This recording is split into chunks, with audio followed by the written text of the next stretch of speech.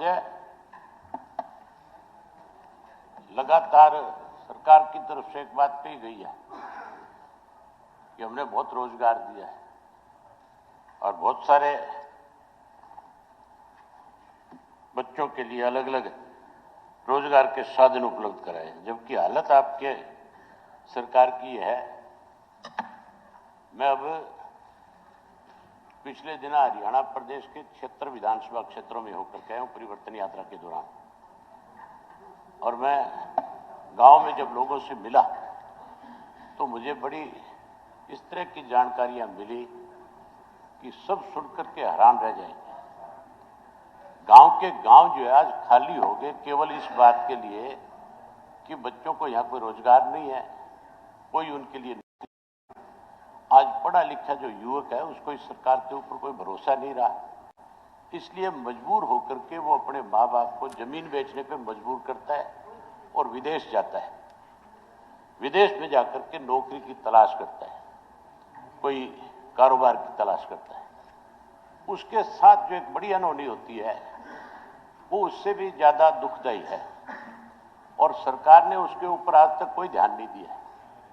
बहुत सारे ऐसे बच्चे भी हैं जो स्टूडेंट वीजा पे जाते हैं, और बहुत सारे ऐसे हैं जो डोंकी से जाते हैं।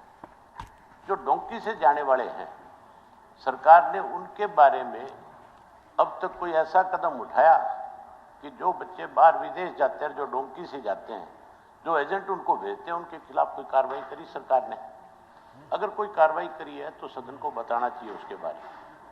अनेक गांव ऐसे थे, जब मैं ये गांव में जा रहा था तो पर्टिकुलर आपके करनाल डिस्ट्रिक्ट और खास करके आपके रोड बिरादरी के गांव खाली है, लबाना सिख के गांव खाली है। आज तो राजपूतों के भी बच्चे जो है गांव के गांव खाली करके जा रहे हैं, जमीनें बेचते हैं, बाहर चले जाते हैं। बाहर जाने के बाद कोई रोजगार नहीं है, नौकरी नहीं है। बहुत सारे बच्चे तो रोजाना नई नई चीजें हैं। हर रोज हरियाणा प्रदेश में कोई दिन ऐसा नहीं है विदेश में गए हुए बच्चों की डेड बॉडियां आ रही है। और उसके साथ साथ एक जो और बड़ी बात है, जो बच्चा वहां से डिपोर्ट कर दिया जाता है, डिपोर्ट होने के बाद तो उसका पूरा परिवार जो है एक तरह से सड़क पे आ जाता है, क्योंकि जमीन बेच करके जाता है। अभी कल की घटना है, एक लड़का बाहर गया हुआ था, ऐसी डोंकी में गया था जिसकी 4 बहनें थी, और वो लड़का वहां जब डोंकी से क्रॉस कर रहा था तो उस लड़के की डेथ हो गई। किस तरह से घर बर्बाद हो रहे हैं, सरकार ने इसके ऊपर कोई ध्यान दिया? मैं मुख्यमंत्री तो है नहीं यहाँ पे, पूछना चाहता हूँ कि क्या इसके ऊपर कोई कार्रवाई करोगे? क्या उन बच्चों में, हरियाणा के जो पढ़े लिखे नौजवान बच्चे हैं, सरकार को ऐसा इंश्योरेंस देगी कि हम उन बच्चों को यहाँ पे रोजगार उपलब्ध कराएंगे तो कैसे कराएंगे, किस तरीके से कराएंगे?